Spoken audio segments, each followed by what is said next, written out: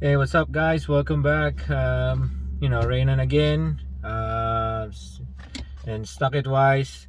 So I'm here in my son's car. This is what I use now. I haven't used my truck for like 5 months now, primarily because of gasoline price. So as I've said yesterday in my video, like the gasoline now is a buck 65, $1.65, while two days ago it was just $1.50. So that's a 10% increase in gasoline price.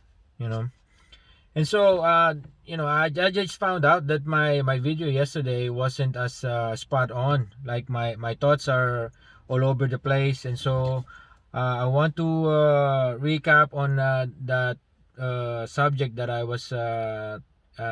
I discussed yesterday about the Ponzi scheme that the US no that the UK is trying to run.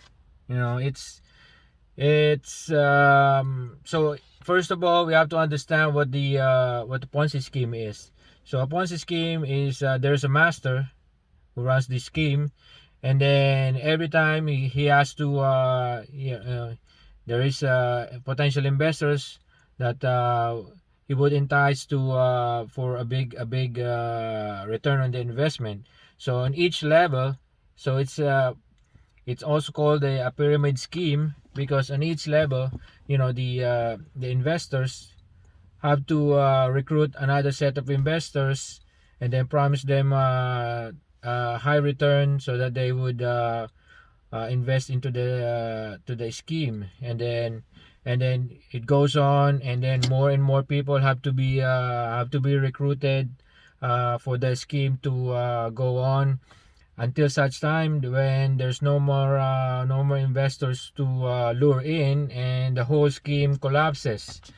And so who profits from that scheme? The one on the very top. And then who lost everything? The ones on the very bottom. So just imagine the UK government, when they said that they will cut the taxes on these on the cut taxes, and instead, to make up for the lost revenue, they will uh, use debt to finance their operation, their social services and stuff like that.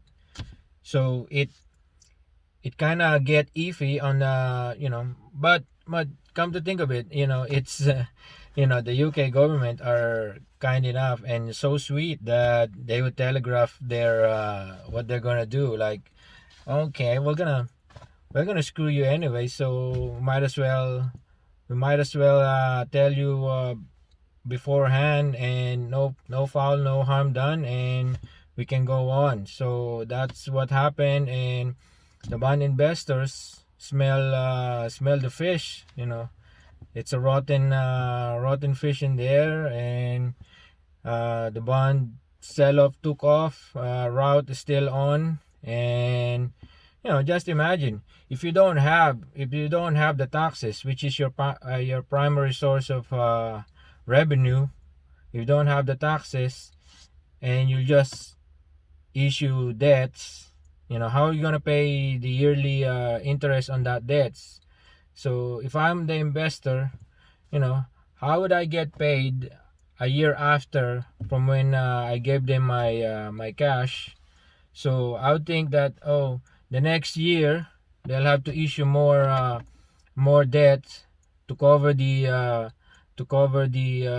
loss in income because of the tax cuts from the previous years, and then to pay off my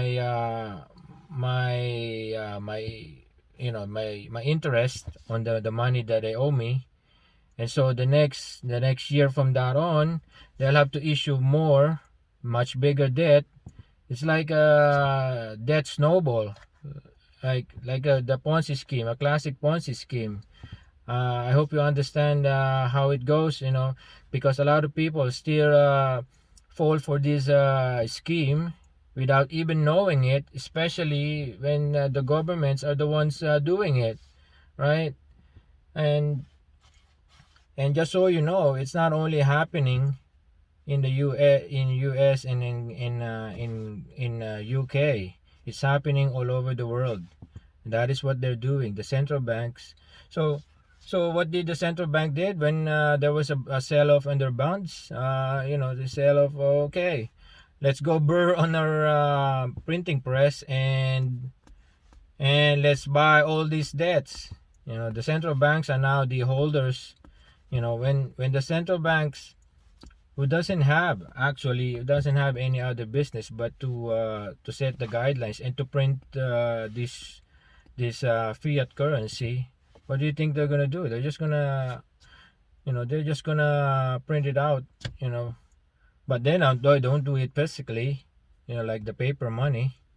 They'll do it. With a few keystrokes on their keypads, and you